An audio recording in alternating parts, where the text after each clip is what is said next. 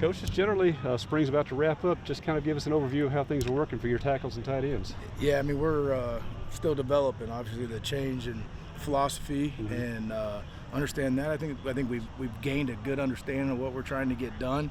You know, we have a good idea of what to do.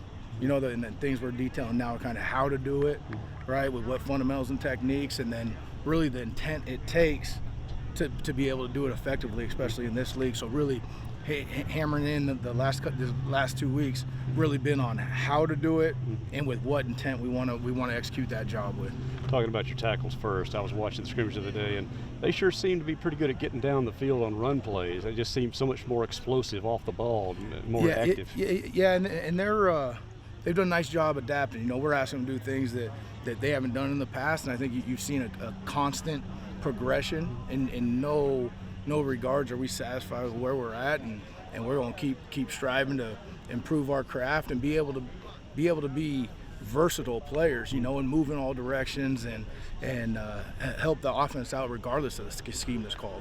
How has Dollar Bill advanced this year? Yeah, he's done good. He also, you know, we've been moving him around a little bit just because the numbers are a little low this spring, so moving him inside and outside, I really think he's developing a good understanding of what we're trying to do as an offense.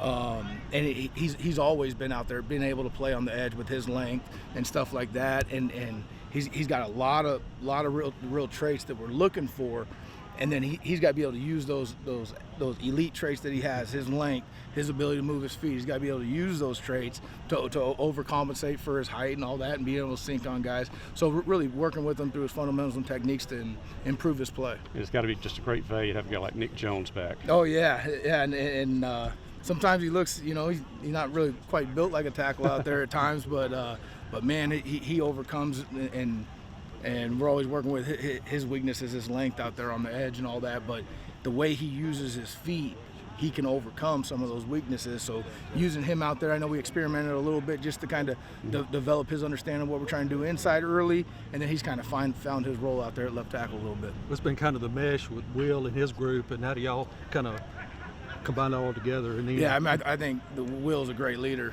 and you talking about Coach Fran, right? Yeah. He's a great leader. We go way back in our career. Everything's been great, and it's been awesome to me, you know, because all I've done is coach 5 in the past, and it was trying to see everything, and you never see everything. Now we've gotten in a groove to where he's watching one side, I got the other, and those guys are receiving constant coaching. So hopefully that'll pay dividends here heading into the fall and all that. We've gone from 0 tight ends to a loaded room in the space of one spring. How are you getting these guys enough snaps to really evaluate them? Yeah, and that's what we're doing now. Now we are moving around personnel groups, so we're in some 10, we're in some 11, we're in some 12. So we're getting multiple guys on the field at the same time. But just kind of experiment on what they can do. It's hard to ask a guy who came over from D-line or a bigger receiver who came into the room, or, you know, we got Malik Ellis out there, a high school undersized old lineman moving in the room. It's going to be hard to ask any of those guys to do everything. We got to find a couple of things that they do well, and it's our job as coaches to put them in the right position and execute on Saturdays in the fall here. One of those guys, Antonio Harmon, has been really impressive, especially just coming off the line, catching passes over the middle, and yet his blocking seems to be good this year too. Yeah, and that's what we told him when he moved to the position. You know, we have a couple rules in that room, and as I've coordinated run games in my past, I never want those, we call them the adjuster personnel guys, we never want them blocking more than themselves. And that's going to be our job as coaches, to put them in those situations where they can have success. I watched the scrimmage on Saturday, and in 3 consecutive plays in Pascal, your tight end, the first time, he's an H-back on the left side. Next, same guy. Next time, all of a sudden, his hand is down on the ground on the right end, and then you've got him flanked out beyond a slot receiver. Is that the versatility you want? And that's what we're hoping for. And we're experimenting a little bit this spring. It'll probably be a little more fine-tuned on who's doing those exact things that come here fall camp and when that room gets a little bigger. So we'll definitely hone that in, but right now they're trying to learn the position, and we want them to experience everything that they possibly can. And also, it's a lot easier for us to evaluate because we'll have a catalog throughout the whole spring of what they can and can't do. All right, Coach, with one practice and spring game left, where do you feel your offensive line's at? You know, I think we've one of the things that I think we've done a little bit better. I think we've kind of the temperament of how we're trying to play has gotten better. We've got a long way to go. New offense and new kind of system altogether. So this is just the beginning, and we'll have some new faces that'll be in here soon. But the summer is going to be big for what the guys do in the summer and how we handle that leading into fall camp. But I think our mindset's gotten better as camp's gone through. I think we've gotten a little bit better with some attention to details. We've got a long way to go on that, but there's more volume to what we're trying to do, different things than what they're used to in the past. And I think they're starting to finally kind of put together some of the stuff. But we're a long way from where we need to be. How has Cole adjusted moving back to center? He's done a good job. I think he brings a little bit he's tough and Cole's a pretty explosive guy. He can run. He's got good short area quickness and he's tough. I think he's obviously with things being new and being able to when you're at center you got to tie the front side and the back side together so much and so that's kind of been the challenge and he's doing better and better, but he plays the right way and as long as he keeps doing that he'll get better. Stephen Sawyer played a lot at left guard and center last year. Now you got him at right guard. Is there any real difference at this point? No. He's played some center during practice. He's played a little bit of tackle.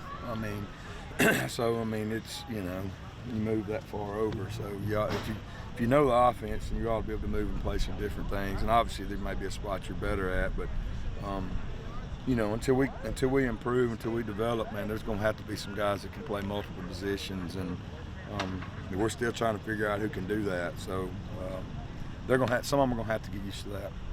What's it been like being back in Mississippi, coaching Mississippi State? Yeah, it's been great. State where your dad's coached for a long time. Yeah, it's been great, and and like I said earlier, being from the state, and always had pride about being from the state of Mississippi, and I always had a soft spot for people from Mississippi and the programs I've been at, and now I'm around a lot of guys from Mississippi, so that's exciting, and it's just coaching's coaching, but it does mean a little something, when you so many of the players, people from their hometown, people from that area, and that's probably helped, kind of relate with them and get to know some of them a little bit quicker than maybe normal.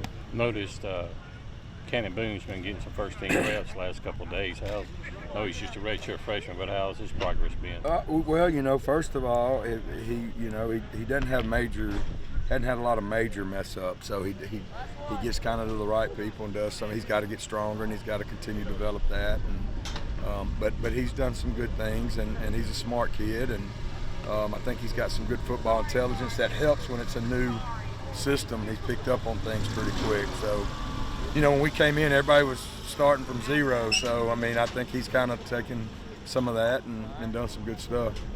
These guys spent 3 years in primarily a pass blocking scheme, right. And now they're getting more back to what I was talking to Cole Kubelik on SEC Radio last week, and he said most guys come out of high school learning how to run block and know how to do that. How much of this is more natural to them, just to do what they've always done all their life, to run block?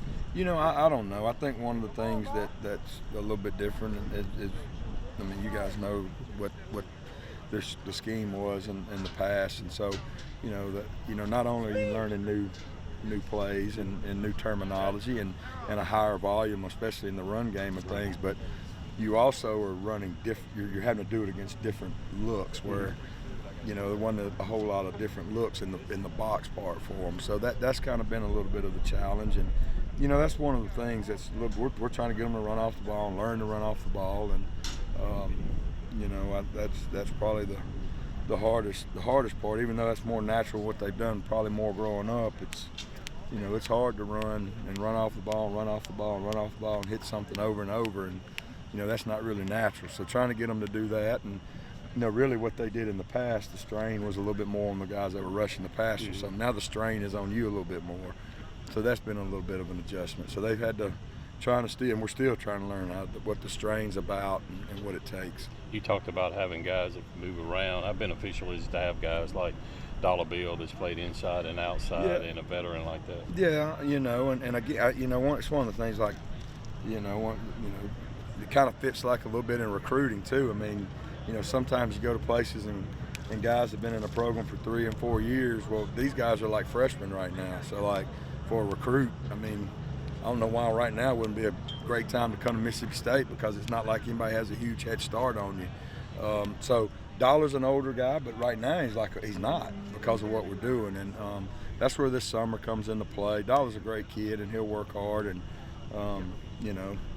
that's what's going to be so big about this summer. When you turn them loose after the spring game and the post-spring meetings, what are you going to tell your guys to do? Yeah, well, they got to get in the way. First, they got to be in great shape, and they got to get in shape to play like we want to play. They got to be in great shape. Like I said, the strain's more on you if you're trying to run and go. You're not back all the time, right? You're not sitting and waiting. So the strain's going to be on us. We got to get in great shape, and they got to understand it's got to be a little bit different.